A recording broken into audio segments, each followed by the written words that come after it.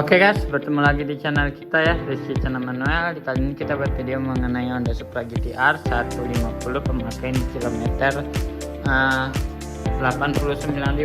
Kemarin kita owning experience penggantian oli di kilometer 88.000. Jadi ini motor udah jalan 1000 km. Ya, 89 39 dia berjalan. Jadi ya ini motor meskipun pemakaian udah sepanjang ini di kilometer 89.000, ini motor masih worth it, masih enak, masih ya pokoknya masih enak lah motor ini, nggak ada keluhan di motor ini. Kita reviewnya tentang di bagian apa dulu ya, suspensi ya. Jujur dari pemakaian baru nyampe sekarang ini suspensi bagian depan emang agak keras, tapi kalau bagian belakang emang dia agak empuk. Ini kita lihat empuknya, tuh empuknya mainnya minta ampun.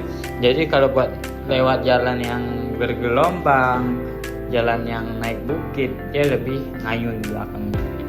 Minusnya di bagian depan, dia memang kalau dibilang sama rivalnya si E-Making, dia shocknya memang lebih unggul dibandingkan E-Making karena dia lebih besar tuh. Kalau E-Making dia lebih kecil, cuman di E-Making karena dia kecil mungkin shocknya lebih empuk. Cuman kalau di GT-R dia shocknya karena dia mungkin besar kali ya, jadi mainnya agak kurang karena tekanan pednya tuh agak keras mungkin. Jadi bagian shock depannya suspensinya dia agak keras, jadi agak kaku. Cuman di bagian belakang kita nggak ada komplain ya. Buat desain, meskipun ini kilometernya udah 89.000 di tahun 2020, ini 2026, 6 tahun motor ini, desainnya masih belum berubah sama yang tipe barunya. Masih seperti ini aja sama yang tipe barunya. Cuman yang minusnya karena ini motor pemakaian udah jalan 6 tahun, tentunya pasti ada yang pudar warnanya ya, karena memang udah berumur warna motornya. Di bagian kap ini dulu kita contohin. Di bagian kap ini bukan bawaannya lagi. Ini bukan bawaan. Jadi ini udah diganti baru, bukan bawaan, karena bawaannya udah hancur lebur. Ini bukan bawaannya lagi guys ya, bahkan lampunya juga ini bukan bawaan, kita ganti baru karena lebur kemarin ya. Motor ini jujur aja pemakaian sejauh ini di kilometer 89.000 masih enak, jos. Ini udah diganti, awalnya kita warnanya black, jadi ini udah blue, dan ini ada garnish pemakaian ya, dimodif tipis-tipis lah ya. Ini juga bukan bawaannya tuh udah hancur ininya tuh, ini juga udah ya seperti itulah pemakaian, tak kena apalan.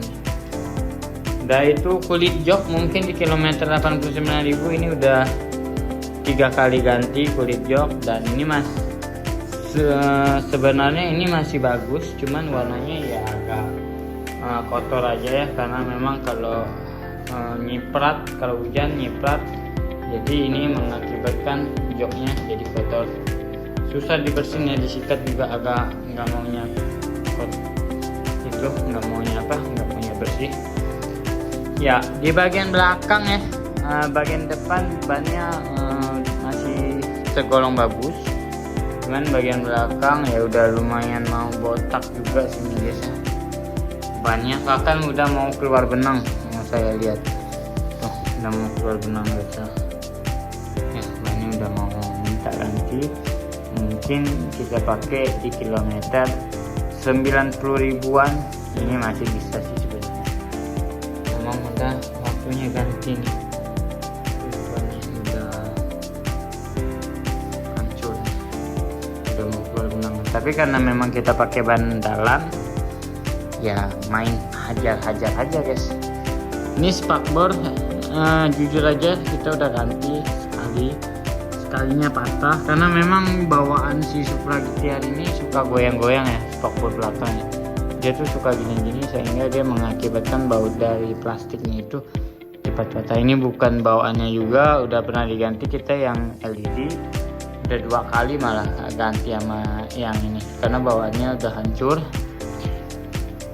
Halas knalpot nggak tahu kemana, hilang lah ya, pemakaian wajar 6 tahun guys. Ini juga udah diganti, bukan bawaannya lagi. Nah, tabung pengereman, kampas rem udah nggak kehitung udah berapa kali, ini juga udah nggak kehitung berapa kali, spin juga udah nggak kehitung berapa kali. Spakbor ini juga bukan bawaannya lagi, bawaannya merah, udah 2 kali ganti. Yang blue ini tuh mirip kayak si Vario itu. Radiator jujur aja kemarin bocor. Nah, ini udah bukan bawaannya lagi, ini udah ganti baru.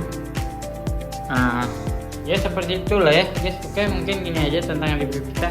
Terima kasih.